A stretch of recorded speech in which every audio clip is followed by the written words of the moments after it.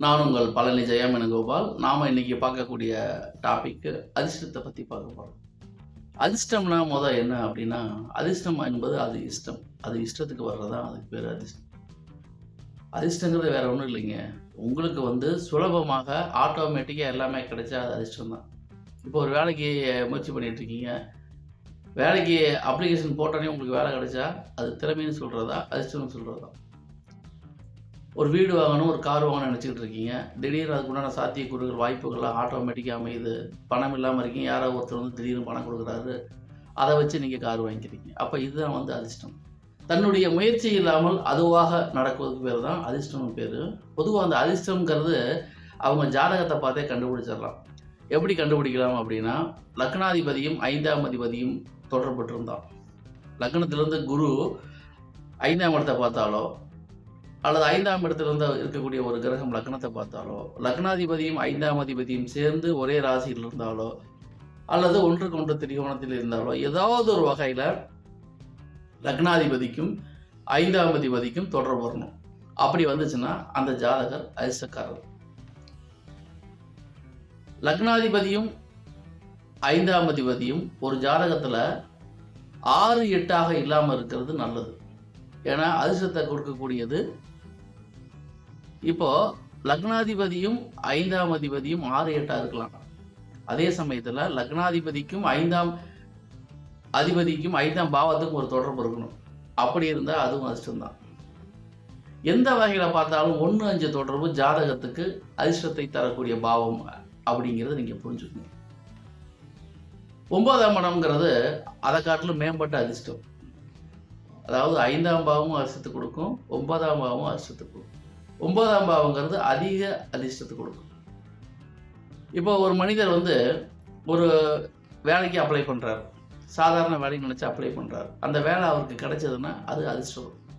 வேலைக்கு சேர்ந்த ஒரு 6 மாதத்துக்குள்ளேயே அடுத்த லெவலுக்கு ப்ரொமோட் பண்ணப்பட்டாருன்னா அது பாக்கியம். அப்போ அதிர்ஷ்டமும் பாக்கியம் அப்படிங்கிறது ஒரு ஜாதகத்தில் எப்போ வேலை பார்க்கும், எப்படி வேலை பார்க்கும் அப்படிங்கிறது அவர் ஜாதகத்தை வச்சு கண்டுபிடிச்சிடலாம். நம்ம தெரிஞ்சுக்க வேண்டியது என்னென்னா, ஒரு ஜாதகத்தில் லக்னாதிபதி, 5ஆம் அதிபதி, 9ஆம் அதிபதி இந்த 3 பேருமே 6, 8ஆக இல்லாமல் இருக்கணும். லக்னாதிபதிக்கு, 5ஆம் அதிபதிக்கு, 9ஆம் அதிபதிக்கு ஏதோ ஒரு வகையில் கனெக்ஷன் ஏற்பட்டுருக்கணும். அப்படி ஏற்பட்டால் அந்த ஜாதகர் அதிர்ஷ்டமான ஜாதகம் தான். அந்த ஜாதகம் அதிர்ஷ்டமான ஜாதகம் தான். அப்போ அந்த எந்தெந்த நேரத்தில் என்னென்ன கிடைக்கும் அப்படிங்கிறது ஆட்டோமேட்டிக்காக ஜாதகருக்கு இந்த அமைப்பில் கிடைச்சிடும். அது மட்டும் இல்லாமல் 5ஆம் அதிபதியும் லக்னாதிபதியும் 9ஆம் அதிபதியும் இவங்க மேக்சிமம் அவங்களுக்குள்ளே சாரங்களா வாங்கியிருக்கணும். அதாவது சுயசாரம் பெற்றிருக்கணும். அது அதீத பலம். அல்லது லக்னாதிபதி, 5ஆம் அதிபதி, 9ஆம் அதிபதி இவங்க 3 பேருமே ஆட்சி உச்சம் வலுவா இருக்கணும். இது அதீத பலம். ஆக எந்த வகையில் பார்த்தாலும் ஒரு ஜாதகம் நல்ல ஜாதகமா, சூப்பர் ஜாதகமா, அதிர்ஷ்டமான ஜாதகமானு கண்டுபிடிக்கிறதுக்கு லக்னாதிபதி, 5ஆம் அதிபதி, 9ஆம் அதிபதி இவர்கள் 3 பேரும் தொடர்பு சிறப்பாக வந்துட்டா அந்த ஜாதகம் வாழ்நாள் முழுக்க ஜெயித்து கொண்டே இருக்கும். எந்த தசாபதி வந்தாலும் சரி, ஜாதகருக்கு தேவையான விஷயங்கள் ஆட்டோமேட்டிக்காக கிடைச்சிக்கிட்டே இருக்கும். இது எல்லாத்துக்கெல்லாம் இப்படி அமையாது. இப்போ ஒரு ஜாதகத்தில் 5ஆம் அதிபதி நல்லா இருக்கு, 9ஆம் அதிபதி நல்லா இருக்கு, லக்னாதிபதி நல்லா இருக்கு அப்படின்னா இது சூப்பர் அமைப்பு.